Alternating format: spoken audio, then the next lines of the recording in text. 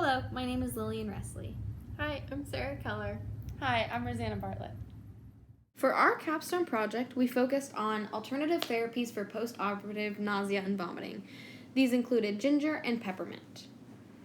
Our background is based on the fact that there are countless complications of postoperative nausea vomiting, including aspiration, wound dehiscence of already established wounds that have been sutured, esophageal rupture, electrolyte imbalance that coincides with dehydration, extended recovery time, and increased cost of care. Research shows that 30% or more of the population will experience one of the complications listed above. The purpose of our Capstone project was to educate nurses caring for postoperative patients about the benefits of using ginger and peppermint to decrease the incidence of postoperative nausea and vomiting.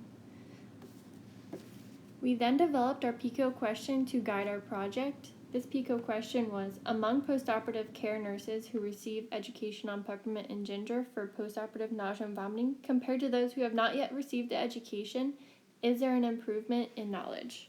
For our literature search, we focused on the database CINAHL, and our searching parameters included peer-reviewed articles and articles dated between 2013 and 2020.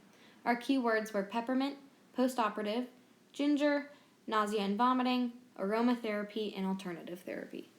Current supportive evidence includes markedly lower nausea vomiting scores when ginger was used as an intervention.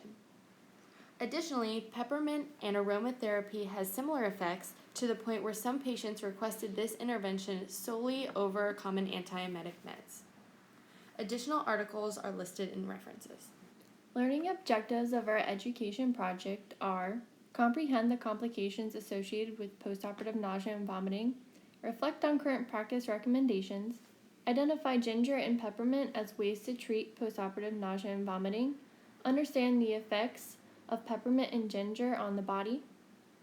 Then we implemented this project at UC Health Westchester Hospital in their PACU and Mercy Fairfield Hospital at their family birthing unit.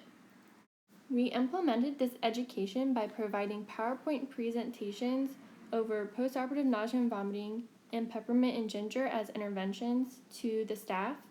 We then gauged the knowledge gained by having the staff take pre-education and post-education surveys. For our surveys, we had our registered nurses rate statements on a scale of 1 to 10, 1 being strongly disagree and 10 being strongly agree. Our results are shown in the graph displayed, and as you can see on all of the statements, we had increased knowledge base, but especially on statements 4 and 6, which specifically referred to ginger. The lessons that we learned from this Capstone education project include that in-person presentation of education could better facilitate feedback. Also, it would be better to compare survey results across units to find knowledge gaps. And lastly, future education strategies can be focused more specifically on implementing ginger. If you would like to read some of our references used, they are listed below. If you are interested, here are some additional resources.